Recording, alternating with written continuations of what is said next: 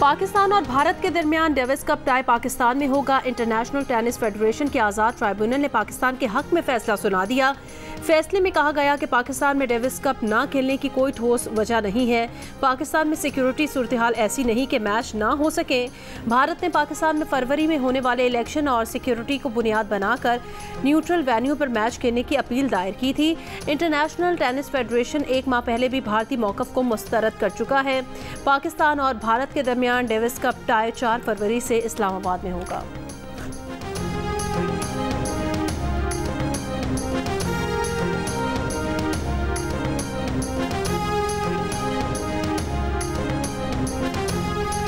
मुल्क भर में सर्दी की लहर में इजाफा। पेशावर और मालाकंड में बारिश से सर्दी बढ़ गई। लाहौर के मुख्तलिफ इलाकों में गुज़श्ता रात बूंदाबांदी। महकमा मौसमियात के मुताबिक आज खित्ताए पोठोहार, बालाई खैबर पख्तूनख्वा, कश्मीर और मुल्हिका पहाड़ी इलाकों में हल्की बारिश और पहाड़ों पर बर्फबारी हो सकती है। मोटरवे M5 शेरशाह से ज़ाहिर पीर तक धुंध की वजह से बंद। लाहौर में सुबह सवेरे फ़ज़ाई आलूदगी में इजाफा। दुनिया के आलूदा तरीन शहरों में तीसरे नंबर पर।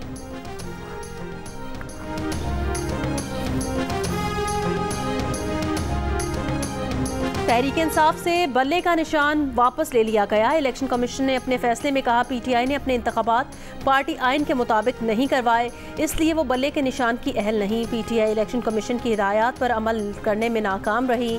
इलेक्शन कमीशन के फैसले के बाद barrister Gohar Ali Khan chairman PTI नहीं रहे।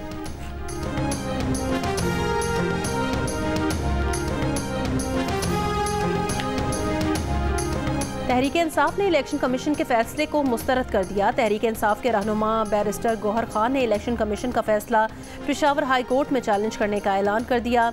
कहा पेशावर हाई कोर्ट से इलेक्शन कमीशन का फैसला मुअत्तल करने की इस्तदा करेंगे। PTI ने आइन और कानून के मुताबिक पार्टी इलेक्शन करवाए। इलेक्शन कमीशन ने नहीं बताया कि पार्टी ने कौन से कानून की खिलाफ वर्जी की है। ये सियासी और बदनीयती पर मबनी फैसला है। PTI रहनुमा अली जफर ने कहा पिटीशन की तैयारी शुरू कर दी है। सियासी महाज पर भी हिकमत अमली तय कर ली है, जो जल्द जाहिर कर दी जाएगी। तर्जुमान PTI ने कहा कि मंगल को सुप्रीम कोर्ट में दरख्वास्त दायर करेंगे। इलेक्शन कमीशन का फैसला नाकिस, गैर कानूनी और मुतासिबाना है। इलेक्शन कमीशन का फैसला इंतखाबात की शफाफियत पर संगीन हमला है।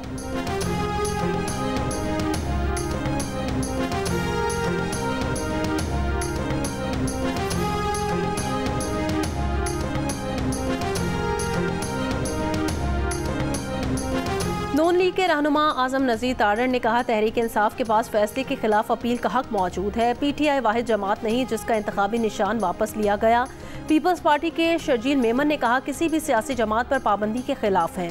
PTI सियासी जमात नहीं। बलोचिस्तान अवामी पार्टी का इलेक्शन कमीशन का PTI इंट्रा पार्टी इंतखाबात को कलअदम करार देने के फैसले का खैर मकदम।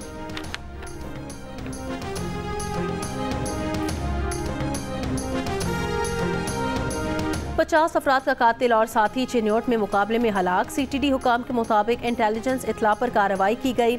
दहशतगर्द गजनफर नदीम के सर की कीमत 25 लाख रुपए थी। दहशतगर्द गजनफर नदीम फैसलाबाद में हसास इदारे के दफ्तर पर हमले में भी मुलव्वस था। मजहबी मुनाफरत की पर मबनी दहशतगर्दी में गजनफर नदीम मास्टरमाइंड था। दहशतगर्दों के ठिकाने से गोला बारूद असलहा कब्जे में लिया गया। दहशतगर्द फैसलाबाद में 11 बड़ी कार्रवाइयों में मुलव्वस था। दहशतगर्द ने डेरा इस्माइल खान में खुदकुश हमला और एक टारगेट किलिंग भी की। इस्लामाबाद हाई कोर्ट ने नवंबर 2022 का MD कैट रिजल्ट 2 साल के लिए दुरुस्त करार दे दिया। अदालत ने कहा पिटिशनर ने नवंबर 2022 में MD कैट पास किया। जब MD कैट पिटिशनर ने पास किया उस वक्त कानून के मुताबिक रिजल्ट 2 साल के लिए मौजूद था। पिटिशनर ने PMDC के 14 जुलाई 2023 का पब्लिक नोटिस चैलेंज किया। PMDC ने नोटिस में कहा कि 2022 के पास करदा MD कैट पर 2023 में दाखिला नहीं मिलेगा। 2021 की रेगुलेशंस के मुताबिक नवंबर 2022 के MD कैट नताइज 2 साल के लिए मौजू हैं। बाद में किए जाने वाले एडमिनिस्ट्रेटिव फैसले से पिटिशनर से यह हक वापस नहीं लिया जा सकता। ठट्टा में धाबीजी पंपिंग स्टेशन पर बिजली के बड़े ब्रेकडाउन से लाइन फट गई। पाइपलाइन फटने से सेकंड फेज और K2 पंप हाउस बंद हो गए। वाटर कॉरपोरेशन के मुताबिक 72 इंच कुतर की पाइपलाइन नंबर 5 बैक प्रेशर के बायस फटी। पाइपलाइन से कराची को पानी फराहम किया जाता है। मुतासिरा पाइपलाइन का मरम्मती काम अब तक शुरू नहीं हो सका।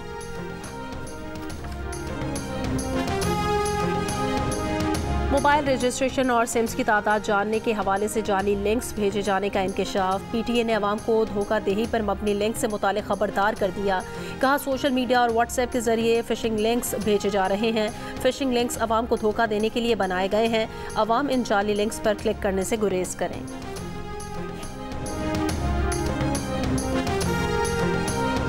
गजा पर इसराइली हमले जारी, 48 घंटों में तकरीबन 400 फ़लस्तीनी शहीद, 734 जख्मी। अमरीकी मीडिया के मुताबिक इसराइल ने फ़लस्तीनियों को गजा के जिस इलाके बदर किया वहाँ भी जानबूझकर बम गिराए।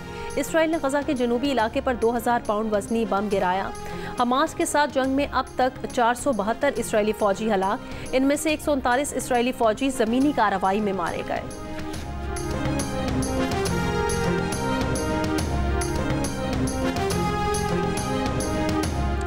अक़वाम मुत्तहिदा की सलामती काउंसिल ने गजा पट्टी में फलाही इमदाद की फराहमी की करारदाद मंजूर कर ली।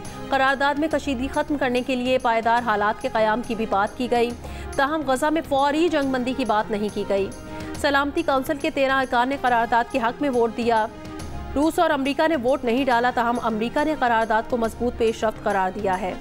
इसराइल ने कहा कि वो गजा जाने वाली तमाम फलाही इमदाद का मुआयना जारी रखेगा। अक़वाम मुत्तहिदा के सेक्रेटरी जनरल एंटोनियो गुतेरेस ने कहा कि गजा में इमदादी शिपमेंट्स की राह में हायल असल मसला इसराइली हमले हैं।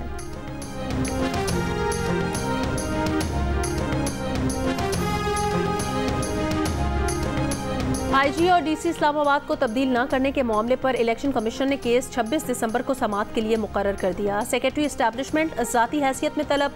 इलेक्शन कमीशन ने 17 अगस्त को IG और DC को हटाने के लिए एस्टैब्लिशमेंट डिवीजन को खत लिखा था। एस्टैब्लिशमेंट डिवीजन ने इलेक्शन कमीशन के हुक्म पर अमल किया, ना वजूहात बताई। निगरान वज़ीर आज़म के मुशीर आहद चीमा को ओहदे से न हटाने का भी नोटिस। इलेक्शन कमीशन ने 26 दिसंबर को केस समाअत के लिए मुकर्रर किया था।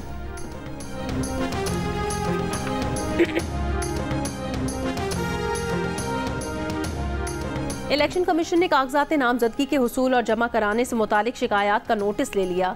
चारों सूबाई इलेक्शन कमिश्नर्स, चीफ सेक्रेटरीज और IGs को खत लिखा कि इलेक्शन कमीशन को अहम उम्मीदवारों की जानिब से कागजात नामजदगी के हुसूल और जमा कराने से मुतालिक शिकायत मौसूल हुई हैं। इस पर कानून के तहत एक्शन लिया जाए और कमीशन को इस एक्शन से आगाह भी किया जाए। साबिक सदर आसिफ अली जरदारी से साबिक वफाकी वजीर फैसल वावडा की तवील मुलाकात। पाकिस्तान के मौजूदा सियासी हालात, आइंदा इंतखाबात और सिंध समेत दीगर मामलात पर तबादला ख्याल किया गया।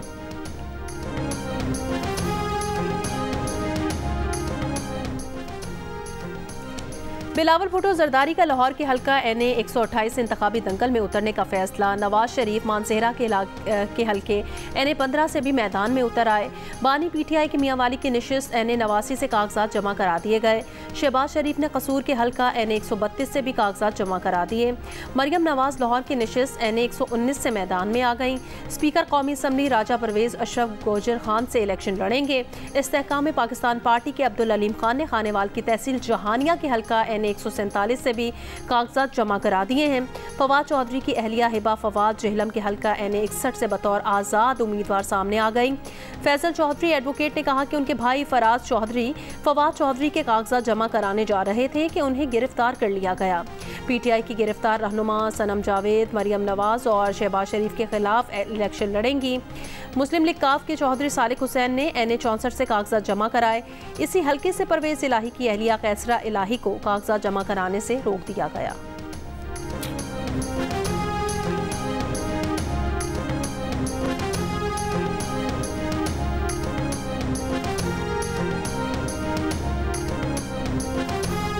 आसिफ अली जरदारी नवाब शाह के हल्का NA 207 से मैदान में उतर आए। अमीर जमात इस्लामी सिराजुल हक लोअर दीर के हल्का NA 7 से किस्मत आजमाएंगे। PTI पार्लियामेंटेरियंस के परवेज खटक ने नौशहरा के हल्का NA 33 और 2 सूबाई नशिस्तों से कागजात जमा करा दिए। ANP के मियाँ इफ्तिखार हुसैन PK 89 से सामने आ गए।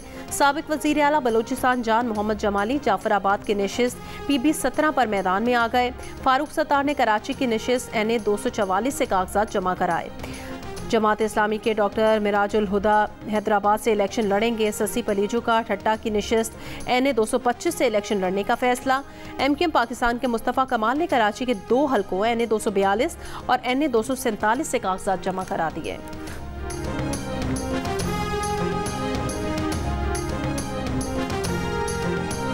कराची कैंट स्टेशन पहुंचने वाली ट्रेन अवाम एक्सप्रेस से बम बरामद। बम को कंट्रोल ब्लास्ट के जरिए नाकारा बनाया गया। बम में 2 किलोग्राम का धमाका खेज मवाद मौजूद था और वजन 5 किलो था। धमाका खेज मवाद को टाइम डिवाइस के साथ मुंसलिक किया गया था। मोटरसाइकिल की बैटरी इस्तेमाल की गई थी। बम को पेशावर से कराची आने वाली ट्रेन अवाम एक्सप्रेस की सीट के नीचे स्कूल बैग में छुपा कर रखा गया था। DIG साउथ ने कहा कि बम का मुमकिना हदफ अंदरून सिंध था।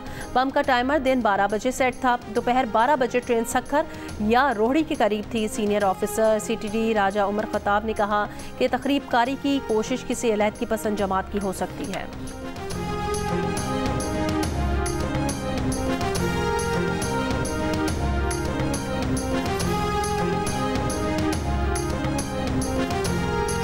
रेगुलर हज स्कीम में दरखास्तें देने का वक्त ख़त्म। तर्जुमान मजहबी उमूर के मुताबिक 66,000 से ज़ायद दरखास्तें मौसूल हुई।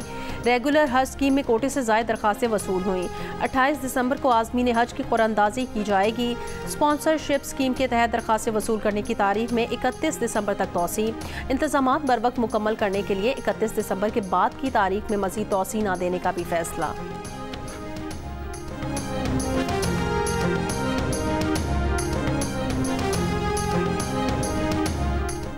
कराची में PTI के सदर खुर्रम शेरजमान की रिहाइशगाह पर पुलिस का छापा। खुर्रम शेरजमान घर पर ना मिले।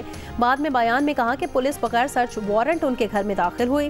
पुलिस तकरीबन 45 मिनट तक घर पर रही। वो घर वालों से 7 माह से दूर हैं। पुलिस ने चौथी बार छापा मारा है।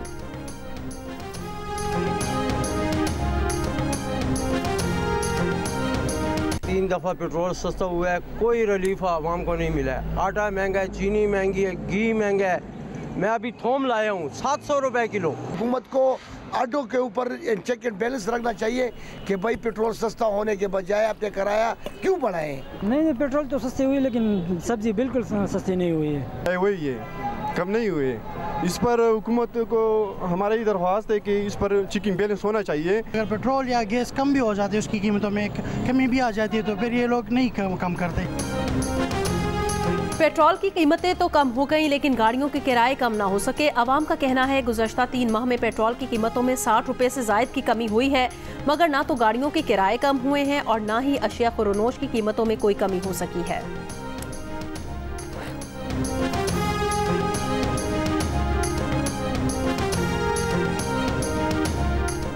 मुल्क में महंगाई की मजमूई शरह ताहाल 42% से ज़ायद रिकॉर्ड की गई। इदारा शुमारियात का दावा है कि रवां हफ्ते के दौरान महंगाई की शरह में 0.51% कमी आ गई।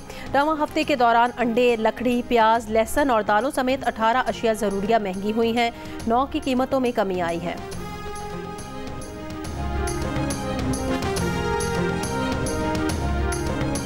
अक़वाम मुत्तहिदा में फ़लस्तीनी सफ़ीर ने सलामती काउंसिल की करारदाद को दुरुस्त समत की जानिब कदम करार दे दिया। कहा करारदाद पर अमल दरामद फौरी जंगबंदी के लिए दबाव डाला जाना चाहिए। हमास ने गजा में इमदाद से मुतालिक अक़वाम मुत्तहिदा की करारदाद नाकाफ़ी करार दे दी। कहा UN करारदाद गजा में होने वाले नुकसानात का इजाला नहीं कर सकती।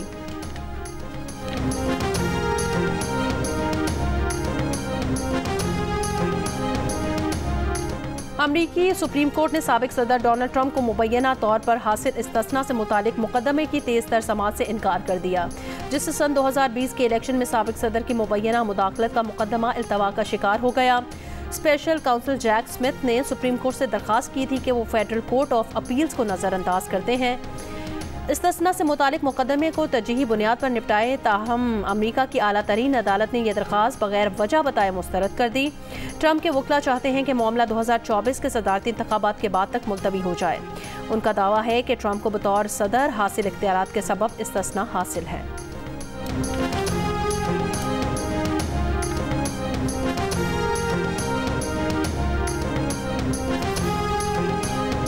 यमनी हूथियों के बहरा अहमर में जहाज़ों पर हमले में ईरान मुलविस है। अमरीकी कौमी सलामती काउंसिल की तर्जुमान एड्रीन वाटसन का इल्ज़ाम। कहा ईरान ने हूथियों को ड्रोन्स, मिसाइल और तकनीकी मालूमात फराहम की। ईरान बहरा अहमर में जहाज़ों पर हमले की मनसूबाबंदी में पूरी तरह मुलविस था।